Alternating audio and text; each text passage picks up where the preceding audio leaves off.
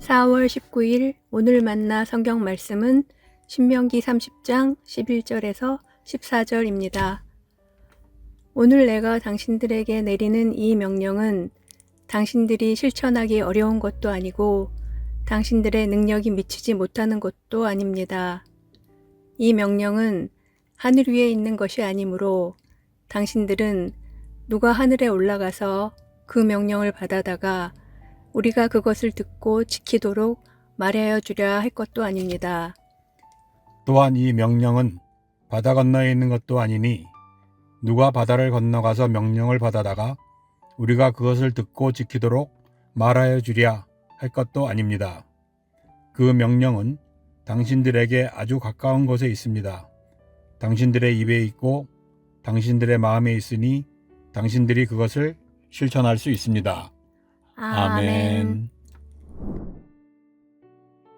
오늘 만나로 만나주시는 하나님을 기대합니다. 종교개혁의 후예인 우리는 하나님이 주신 명령을 인간이 실천하거나 준수하기는 불가능하다 말하는 경향이 강합니다. 이런 사고는 종교개혁의 효시라고 할 수 있는 개혁가 마르틴 루터의 눈으로 성서를, 특히 바울 편지, 그 중에서도 로마서와 갈라디아서를 읽고 있기 때문입니다. 마르틴 루터의 바울 해석은 당대의 시대상과 루터 개인의 경험을 염두에 두어야만 제대로 독해할 수 있습니다. 중세의 황혼이었던 15세기 말 16세기 초는 병든 교회의 현실이 신앙인들의 삶을 과도하게 통제하고 혹독하게 착취하던 때였습니다. 선행과 연보가 강조되었지만 그 동기와 목적이 교회의 지배 강화나 부의 축적에 있었다고 강하게 의심됩니다.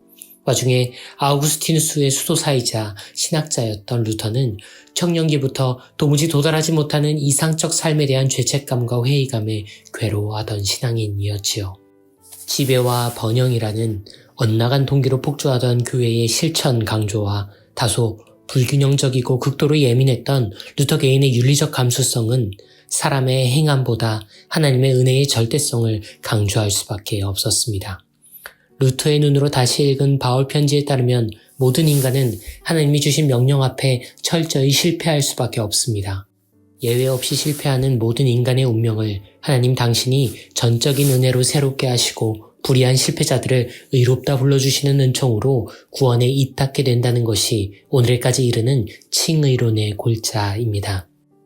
그런데 흥미롭게도 오늘 우리가 함께 읽은 말씀은 그와 같은 이해를 정면으로 반박하는 것처럼 보입니다. 모세는 선언합니다. 오늘 이 명령들은 여러분이 실천하기 어려운 것이 아닙니다. 여러분의 능력이 부족한 것도 아닙니다. 여러분은 이 명령들을 능히 실천할 수 있습니다. 루터의 바울 읽기와 종교개혁의 전통에 따라 강조되는 하나님의 명령, 즉 율법은 실패에 따른 기소에 집중되어 있습니다. 율법은 언제나 부정적인 의미로 이해될 수밖에 없지요. 율법은 그리스도의 은총을 모르는 유대적 자력 구원의 흔적이거나 무력한 인간의 한계를 기소하고 분명히 하는 일종의 교보제로 축소됩니다. 그러나 바울은 우리의 생각보다 율법에 훨씬 더 입체적인 태도를 갖고 있습니다. 바울이 율법을 약화시키는 것은 주로 십자가 부활 사건을 더욱 강조하거나 유대적 민족주의와 대립각을 세우기 위함이었지 율법 그 자체를 무조건 부정적으로 읽었던 것은 아닙니다. 율법은 거룩하며 계명도 거룩하고 의롭고 선한 것입니다. 우리는 율법이 신령한 것인 줄 압니다. 우리가 알기로 율법은 사람이 그것을 적법하게 사용한다면 선한 것입니다. 라는 바울과 그 공동체의 글들은 루터의 필터에만 익숙한 우리의 율법 이해의 한계를 여실히 보여줍니다. 사실 루터의 독해와 그의 칭의론 역시도 그 시대와 상황 속에서 교회의 실패를 비판하고 하나님의 은혜를 강조하기 위해 각별히 힘주어 주장했던 것으로 이해해야 옳습니다.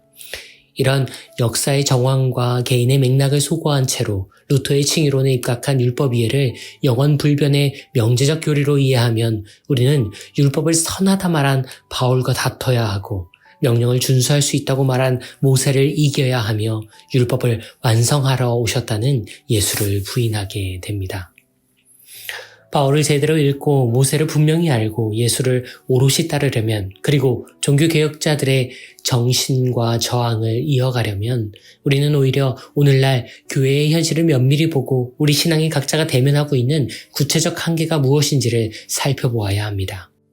루터의 교리를 절대 불변으로 박제하여 앵무새처럼 반복하는 것이 아니라 루터가 그랬던 것처럼 신앙과 공동체의 변혁을 위해 바울과 모세, 예수를 새로 읽을 수 있는 용기가 오히려 종교개혁의 계승이라고 할 수 있습니다. 오늘날 교회의 막다른 지점은 모두가 도무지 지킬 수 없는 명령을 강조하고 있다는 점에 있지 않습니다. 율법주의가 교회를 망가뜨리는 것이 아니라 오히려 율법주의와 함께 율법과 계명마저 통으로 함께 버려버린 실천의 부재, 행함의 실종이야말로 교회와 신앙인들이 마주한 절벽이 아닐까요? 죄인인 우리 모두는 도무지 선을 이룰 수 없기에 은혜만을 사모해야 한다고 너무 쉽게 말하는 것이야말로 우리의 뼈아픈 실패입니다. 교회의 지도자들과 구성원들이 자행한 파괴적인 범죄와 비상식적 일탈을 모든 인간이 계명 앞에 경험하는 보편적인 죄의 귀결로 희석하여 값싼 용서와 빠른 복귀가 만연한 것이야말로 우리의 비참한 타락입니다. 그럴듯한 언변과 신앙의 이미지에는 능하지만 구체적인 선을 위해 희생하는 것에는 지독하게 무능한 표리부동의 삶이 적나라하게 노출되어 개독으로 불리고 있는 것이야말로 우리의 통렬한 한계입니다. 그래서 우리는 오늘의 말씀을 다시 읽어야 합니다. 종교개혁의 정신으로 이 말씀을, 이 모세의 유언을 우리에게 당신의 진심과 도움을 담아 이 계명과 율법을 주신 하나님 그분의 음성을 다시 제대로 들어야만 합니다. 이 명령은 여러분의 곁에 있습니다. 여러분의 입술들에 있고 여러분의 마음들에 있습니다. 그러니 여러분 모두는 이 명령을 능히 실천할 수 있습니다. 우리는 행함으로 구원을 받지 않습니다. 네, 맞습니다. 구원은 오직 하나님 그분의 은총이 우리에게 주신 선물이지요. 하지만 그 선물을 진정으로 값지게 여기는 이들은 반드시 구원에 걸맞는 행함을 살아갑니다. 그 구원이 정녕 우리의 입술에 있다면, 그 구원이 정녕 우리의 마음에 있다면 우리는 그 구원의 선한 능력으로 인해 이 명령들을 능히 실천할 수 있습니다.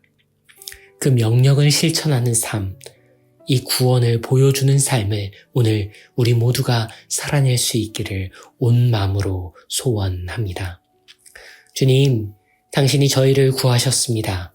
그 구원에 힘입어 이제 저희도 당신의 명령을 지키겠습니다. 당신이 저희를 지으셨습니다. 그 창조를 믿으니 이제 저희도 당신의 명령에 살겠습니다. 당신이 저희를 이끄셨습니다.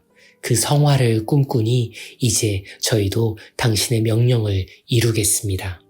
우리를 언약의 동반자 삼으시어 모든 율법을 완성하실 분 그리스도 예수님 그 이름으로 기도합니다. 아멘. 두 가지 제목으로 함께 기도합니다. 우리 입과 우리 마음에 두신 그 명령을 완벽하게는 못 지켜도 온전하게는 따르는 저희가 되길 소망하며 기도하겠습니다. 이어서 구원을 받아 누리는 교회에서 그 구원을 밝히 보이는 교회의 사명을 감당하길 분투하며 기도하고 기도하신 후에 개인의 기도로 경건을 이어갑니다.